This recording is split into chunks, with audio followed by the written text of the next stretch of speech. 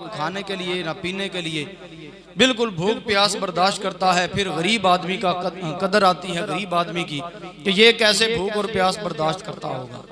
तो जब हमें ये भूख और प्यास बर्दाश्त करके लोगों का इल्म आता है, ये कदर आती है गरीब आदमी की, तो ये हकीकत में बुजुर्गान दीन फरमाते हैं कि ये एसार और कुर्बानी का दर्स देने के लिए रमज़ान उल मुबारक का महीना हमारे पास तशरीफ़ लाता है, ताकि हमें दर्स इबरत मिले। कैसे भूख बर्दाश्त की जाती है, कैसे प्यास बर्दाश्त की जाती है, कैसे गुर्बत बर्दाश्त की जाती है, कोई कैसे गरीब होता है, गरीब होने के अंदर कितनी सौबतें उसे झेलनी पड़ती हैं, कितनी मुसीबतों का सामना करना पड़ता है। ये तो रह रहा है हर मुसलमान जो आलीशान मर्तबे वाला है, आलीशान पैसे का कार कोठी वाला है, वो तो इस हालत के अंदर रह रहा है कि उसके पास हर शय मौजूद है, फिर भी वो नहीं खा रहा, ताकि उसे पता चलेगा कि मेरे पास वो हर शय मौजूद है, मैं नहीं खा रहा। लेकिन एक तरफ वो लोग हैं जिनके पास कोई शय मौजूद है ही नहीं है, उन बेचारों का क्या हाल होता है। इस हवाले से रमज़ानुल मुबारक का ये महीना हमारे पास तशरीफ़ लाता है।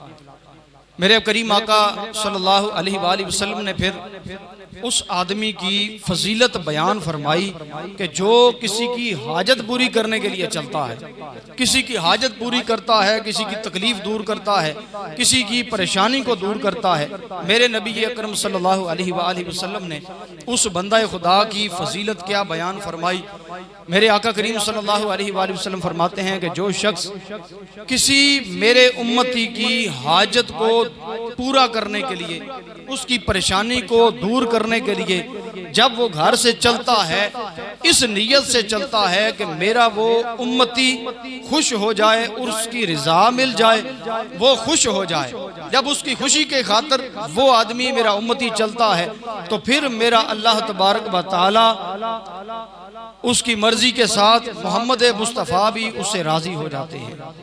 जब मोहम्मद मुस्तफ़ा उससे राजी हो जाते हैं तो फिर मोहम्मद मुस्तफ़ा का रब भी उस बंदे से राजी होता है। जब रब राजी होता है तो फिर रब उसे जन्नत अता फरमा दिया करता है। तो पता चला कि जो मुसीबत को दूर करने के लिए किसी मुसलमान के घर से चलता है, अल्लाह ताला उसके बारे में ये इरशाद फरमा रहा है। फिर दूसरी हदीस पाक नबी अकरम नूरे मुजस्सम शाह बनी आदम रसूल मोहतशम सल्लल्लाहु ताला अलैहि वसल्लम ने इरशाद फरमाया। रियाजुस सालिहीन की हदीस पाक है, नकल की गई।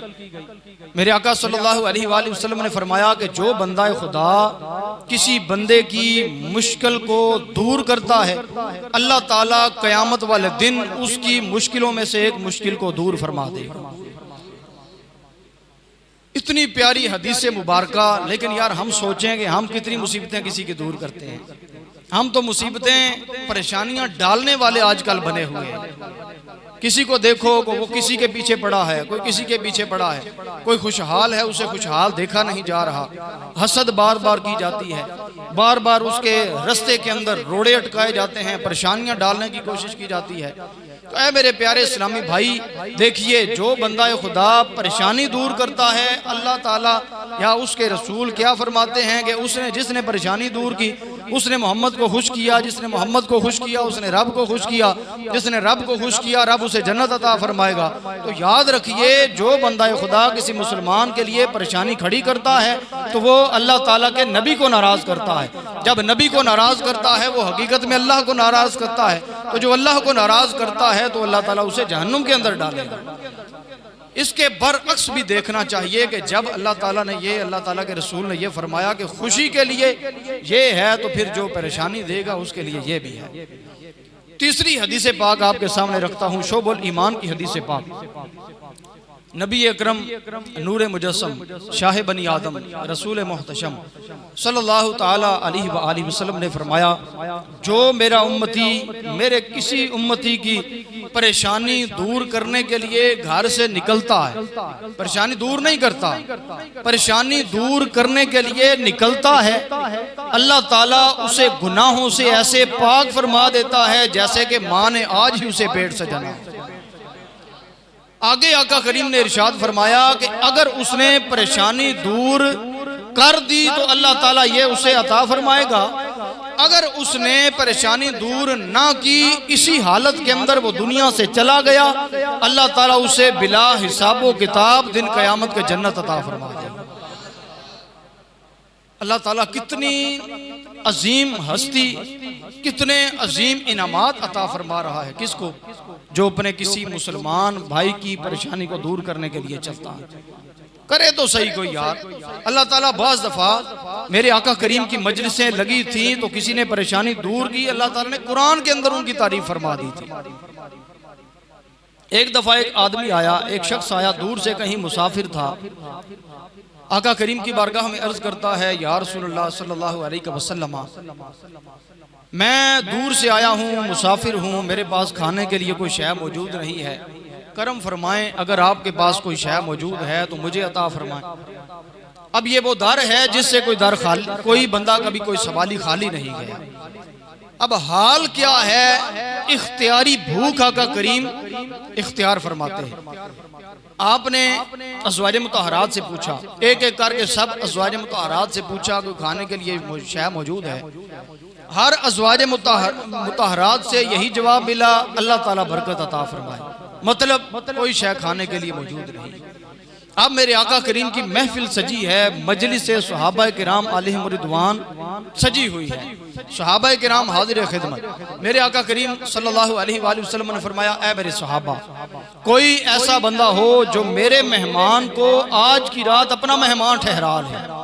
एक सहाबी रसूल जिनका नाम हजरत तलहा अंसारी रदी अल्लाह ताला अन्हु, आप खड़े होते हैं, अर्ज करते हैं, या रसूलल्लाह, आपका मेहमान हमारा मेहमान, हमारे सर का ताज। अब उस सहाबी रसूल ने जब अर्ज की, मेरे आका करीम ने उस मेहमान को उनके साथ भेज दिया। अब वो सहाबी रसूल हजरत तलहा अंसारी उस मेहमान को लेकर अपने घर में गए। घर में जाकर क्या देखते हैं, अपनी अहलिया से पूछा कि कोई खाने के लिए शय मौजूद है। अहलिया ने कहा कि इतना खाना है कि या हमारे बच्चे खा सकते हैं या कोई मुसाफिर खा सकता है।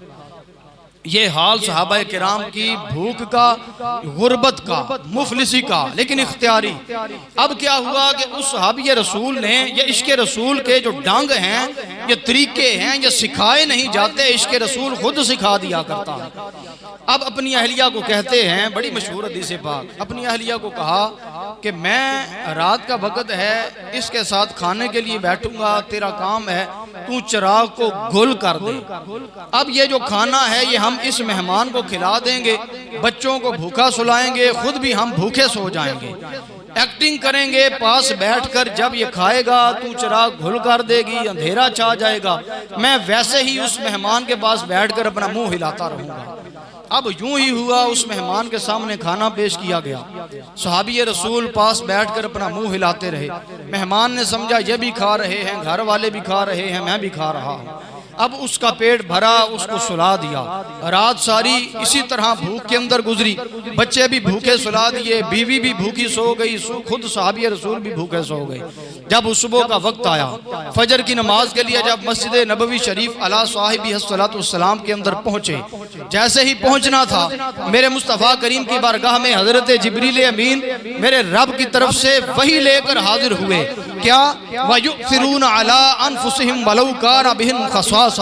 या रसूल अल्लाह, आपके ये जो गुलाम हैं, ये तो ऐसे प्यारे गुलाम हैं कि अपने ऊपर आपके मेहमानों को तरजीह देते हैं, इस हालत के अंदर के खुद मोहताज होते हैं, अपने मुसाफिरों का पेट भर दिया करते हैं। अल्लाह ताला ने उस सहाबी रसूल की शान कुरान के अंदर बयान फरमाई। क्यों? इसलिए कि उन्होंने अपना माल सारे का सारा जो खाने का था वो मुसाफिर के ऊपर कनात कर दी, उसे दे दिया, उस पर सदका कर दिया कि यार ये खा ले, हमारी खैर है, क्यों जो ठहरा। अब ये हालात हैं उनके गुलामों के, सरकार का आलम क्या हो। आखिर मरना है एक दिन, मौत ने छड़ना नहीं। यारा डुबे नू लैके मरे ते तां जाना, पीड़ अपनी नू पीड़ समझना है, पीड़ किसे दी चरे ते तां जाना, तेरे कल्ले दा तरना बहादरी नहीं, किसे डुबे नू लै के तरे ते ता जाना, किसे डुबे नू लै के तरे ते ता जाना। ये शायर इस तरह के जब अशार पढ़ते हैं तो इसका मकसद ये होता है कि हमारे दिल के अंदर इश्क रसूल की शम्मा जले। शम्मा जलेगी तो हम मुस्तफ़ा करीम की हर सुन्नत के ऊपर अमल करने वाले बन जाएंगे। जब हम अमल करने वाले आका करीम की सुन्नत के मुताबिक बन जाएंगे तो फिर आका करीम के प्यारे इंशाअल्लाह बनने की शहादत मिल जाएगी। हज़रत अबू बकर सिद्दीक रज़ी अल्लाह ताला अन्हु खलीफाए अव्वल, आपका जब विसाल हुआ, हजरत उमर फारूक रज़ी अल्लाह ताला अन्हु, आपको पता चला कि फलां मोहल्ले के अंदर फलां गली के अंदर एक मोहताज आदमी है जो पाँव से मोहताज है, नाबीना भी है, कमा भी नहीं सकता, खा भी नहीं सकता। पता चला हजरत अमीरुल मोमिनीन हजरत अबू बकर सिद्दीक रज़ी अल्लाह ताला अन्हु रोजाना उसे जाकर खिलाते पिलाते हैं। हजरत उमर फारूक रज़ी अल्लाह ताला अन्हु चले गए। जब आप वहां पर तशरीफ ले गए, ये पता था खिलाते पिलाते हैं, लेकिन ये नहीं पता था कि कैसे खिलाते पिलाते हैं। हजरत उमर फारूक जब वहां पर पहुंचे, उसके सामने जाकर खाना रख दिया। जब खाना रख दिया तो उसे कहा कि ये तेरे सामने खाना पड़ा है, जितना खाना है खा ले। अब उसने उठाया, जैसे ही मुंह के अंदर डाला, जल्दी से उस नवाले को बाहर निकाल दिया। आंखों से आंसू बह निकले। जब आंखों से आंसू बह निकले तो क्या हुआ? अब इधर जनाबे हजरत उमर फारूक ने पूछा कि ओ अल्लाह के नबी, ए अल्लाह के बंदे, तुझे क्या हुआ? तू तेरे सामने खाना रखा है, तूने रोना शुरू कर दिया। वो अर्ज करने लगा, हुजूर वाला मुझे आज पता चल गया है कि आज हजरत अबू बकर सिद्दीक दुनिया से पर्दा फरमा गए हैं। वो तुझे कैसे पता चला? वो जनाबे मोहतरम, आपके खिलाने के अंदर तो उनके खिलाने के अंदर बड़ा फर्क है। क्या फर्क है? या अमीरुल मोमिनीन, फर्क ये है कि आपने खाना लाया, मेरे सामने लाकर रख दिया। हजरत अबू बकर सिद्दीक खाना लेकर भी आते थे, उसे ठंडा भी करते थे, मेरे मुंह के अंदर डालकर मुझे खिलाकर भी जाया करते थे। ये हजरत अबू बकर सिद्दीक की शान देखिए। अमीरुल मोमिनीन होने के बावजूद क्या किया? किनात खुद करते हैं, लोगों का ख्याल कर रहे हैं, लोगों की परेशानियां दूर कर रहे हैं। जब परेशानियां दूर करने वाले बन जाते हैं तो फिर उन्हीं का नाम हजरत अबू बकर सिद्दीक हुआ करता है। तो इसलिए हमें कोशिश ये करनी चाहिए कि हम मुसलमानों की परेशानियों को दूर करने वाले बने, ना कि हम उनको परेशान करने वाले बने। हम रास्ते के अंदर गुजरे, देखें कहीं जनाब कोई ईंट, कोई रोड़ा पड़ा है, कोई पत्थर पड़ा है, उसे हटा दें, यह भी सदका है। इसी तरह कोई जनाब मिसाल के तौर के ऊपर हम छत के ऊपर चढ़ते हैं, छत के ऊपर ऐसी हमारी कोई चीज़ है जिसकी वजह से हमारे हमसाये को तकलीफ होती है, हमें चाहिए कि हम उसे भी हटा दें। क्यों? हमारे हमसाये को कोई तकलीफ ना हो। जब हम ये चीजें दूर करने वाले बनेंगे तो फिर ही हम आका करीम के प्यारे बनेंगे। क्या ख्याल है? हमने आका करीम का प्यारा बनना है। तो ये सारी चीजें अल्लाह ताला के रसूल ने हमें बयान फरमाई हुई है। बनु नज़ीर, ये मदीना शरीफ के करीब ही एक बहुत बड़ी वादी थी, बहुत बड़ा इलाका था, जहां पर यहूदी रहा करते थे और वो यहूदी मुसलमानों को बड़ी तंगियां दिया करते थे, बड़ी शरारतें किया करते थे। अब मेरे आका करीम ने उन्हें वहां से जिला वतन कर दिया, यानी कि उस इलाके से निकाल दिया। जब वहां से निकाल दिया, अब वो निकल गए। उनके नखलिस्तान, उनकी जमीनें, उनका माल, उनकी जायदाद, वो अब वहीं के वहीं पड़े रहे। आका करीम की इजाजत से कुछ चीजें वो अपने साथ ले जाने के लिए तैयार हुए। आका करीम ने उन्हें इजाजत अता फरमा दी, तुम लेकर जा सकते हो, बकिया चीजें तुम यहीं पर छोड़ कर जाओगे। अब जनाबे मोहतरम हुआ क्या? मैं इसार की बात बता रहा हूँ, कैसे कुर्बानियां देते थे सहाबा एक दूसरे के लिए, कि कैसे एक दूसरे का ख्याल करते थे। अब जब नखलिस्तान, जमीन, हर शय जब मिली, अब आई बारी तकसीम करने की, क्योंकि माले गनीमत था, माले गनीमत तकसीम किया जाता है। अब जब तकसीम करने की बारी आई, मेरे आका करीम सल्लल्लाहु अलैहि वसल्लम ने दो चीजें अंसार सहाबा किराम के सामने रखी। अंसार कौन? जो मदीना शरीफ के अंदर रहने वाले पहले से थे। मुहाजिरीन वो जो मक्का शरीफ से हिजरत करके आए थे। अंसार सहाबा किराम के सामने दो चीजें रखी। एक तो ये, ऐ मेरे प्यारे अंसार सहाबा, अगर तुम चाहो तो इसमें से सारे का सारा माल हम इन महाजरीन को दे देते हैं और जो तुमने बंटवारा इनके साथ जायदाद का किया है ये तुम्हें वो वापस कर देंगे। एक चीज तो ये हुई। दूसरी चीज ये है कि अगर इस सारे माल से तकसीम किया जाए, आधा तुम्हें दिया जाए आधा इन्हें दिया जाए, फिर इस हाल के अंदर जो तुमने अपनी जायदाद से बंटवारा करके इनको दिया था ये इन्हीं के पास ही रहेगा। अब हजरत साद अंसारी, हजरत साद बिन मुआज, दो हजरत साद रज़ियल्लाहु ताला अन्हु उठे, उठकर अर्ज करते हैं या रसूल अल्लाह, आप यूं फरमाइए कि आप ये सारे का सारा माल भी इनको अता फरमा दीजिए, जो हमारे मालों से इनको दिया हुआ है वो भी इन्हीं के पास रहने दीजिए। प्यार से कहिए यार सुभान अल्लाह।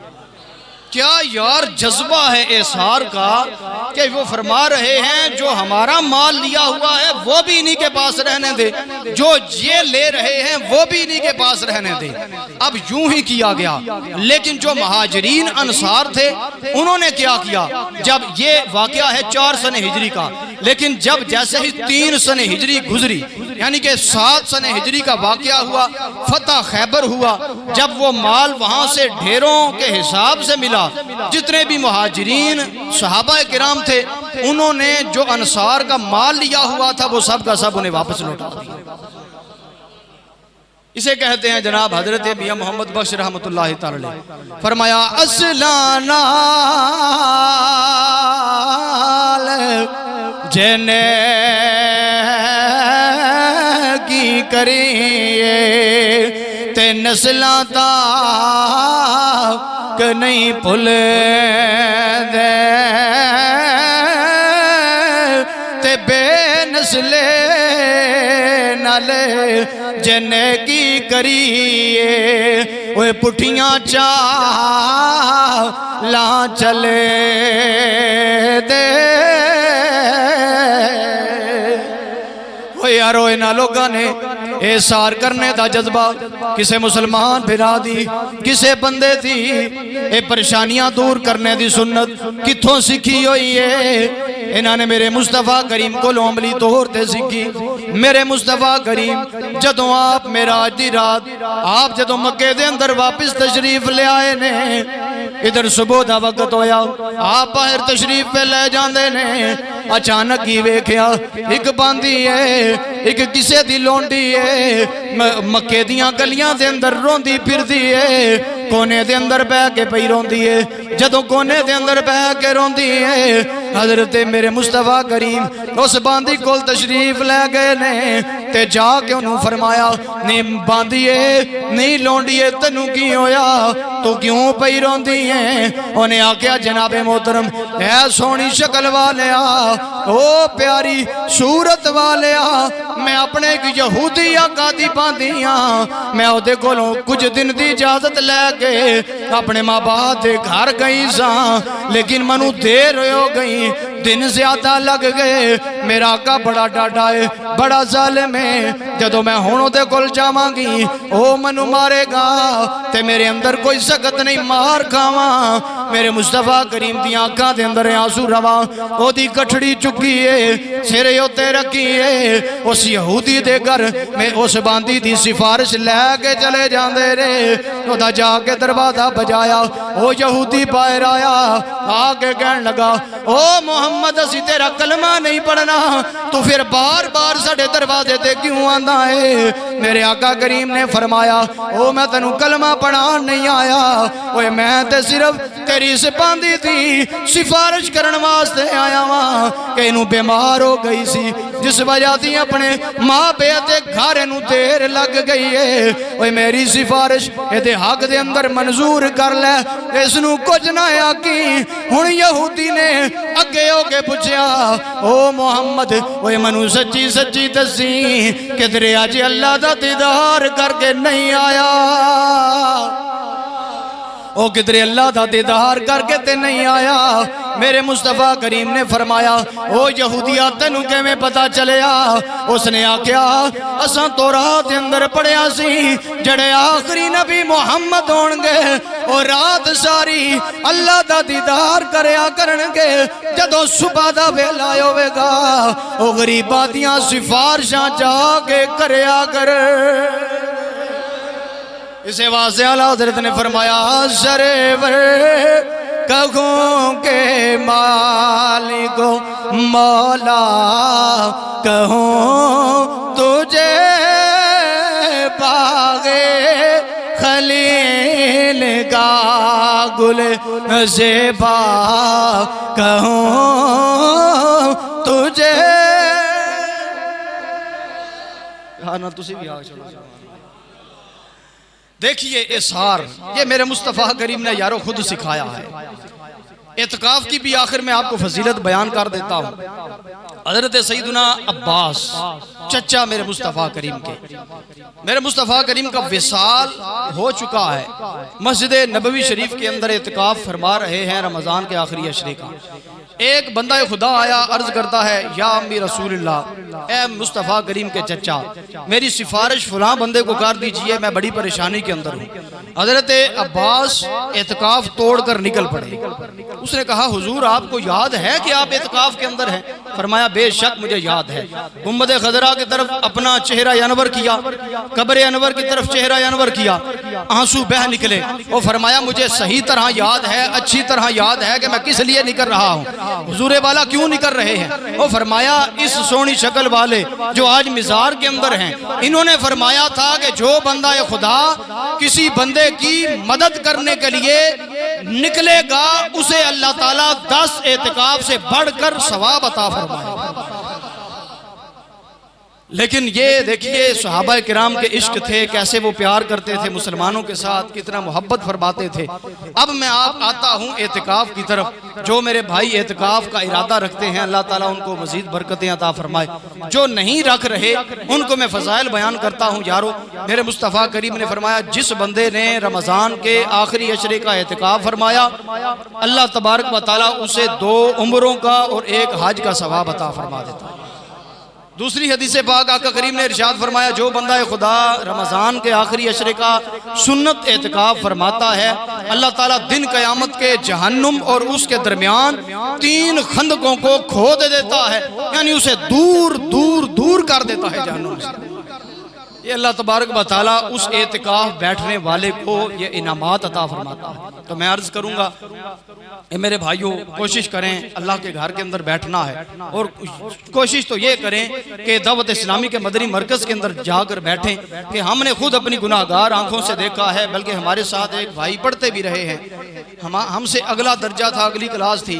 वो कहते हैं कि मैं गाने गाता था, आवाज़ बड़ी प्यारी थी, गाने गाते थे, गाने के लिए किसी उस्ताद के पास जा रहे थे।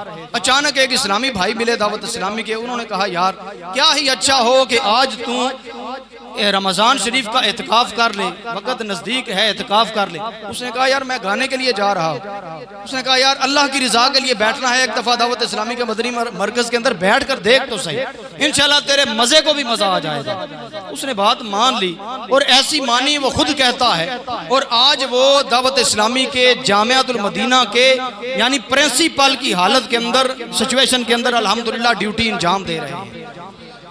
वो कहते हैं मैं बस वो एतकाफ बैठा और ऐसा एतकाफ बैठा, दावत इस्लामी के रंग ने ऐसा रंगा, वो गाने भी छोड़े, वो सारी गंदी हरकतें छोड़ी, वो दावत इस्लामी के माहौल में आया। फिर अल्लाह के करम से हिफज भी किया, कुरान पाक हिफज करके फिर आलिम कोर्स भी किया। फिर अल्लाह ताला के करम से अल्लाह ने मुझे खिताबत का दर्जा भी अता फरमाया, इमामत के मुसल्ले पर फिर खड़ा हुआ और आज दावत इस्लामी के जामियातुल मदीना का प्रिंसिपल बना हुआ। और इस तरह के कई ऐसे ही मैं आपको हज़ारों की तादाद के अंदर इस्लामी भाइयों की वाक़यात सुना सकता हूं कि जो दावत इस्लामी के मदनी मरकज़ के अंदर सिर्फ एतकाफ बैठे हैं, उनकी ऐसी ज़िंदगी बदली कि वही लोग थे जो लोगों को तंग करने वाले थे, परेशान करने वाले थे, गाने वाले थे, गालियां देने वाले, चोर थे, चक्के थे। दावत इस्लामी के मदनी माहौल की बरकत से वही लोग आज मुसल्ला इमामत पर खड़े होकर अल्लाह के करम से इमामत फरमा रहे हैं। लोगों को नेकी की दावत दिए जा रहे हैं। कोशिश करें यार, आप में से भी कोशिश करके एतकाफ सुन्नत करें। साल के बाद रमज़ान शरीफ आता है, फिर भी बंदा इसको गफलत के अंदर गुजार दे तो ये भी अच्छी बात नहीं। अल्लाह ताला सब को अमल की तौफीक अता फरमाए। आखिर में एक दो शरई मसाइल हैं, वो जल्दी में अर्ज कर देता हूँ। एतकाफ के लिए कौन सी मस्जिद अफजल है? एतकाफ के लिए तमाम मसाजिद से मस्जिद हराम अफजल है, उसके बाद मस्जिद नबवी शरीफ अला साहिबी अस्सलातु वस्सलाम,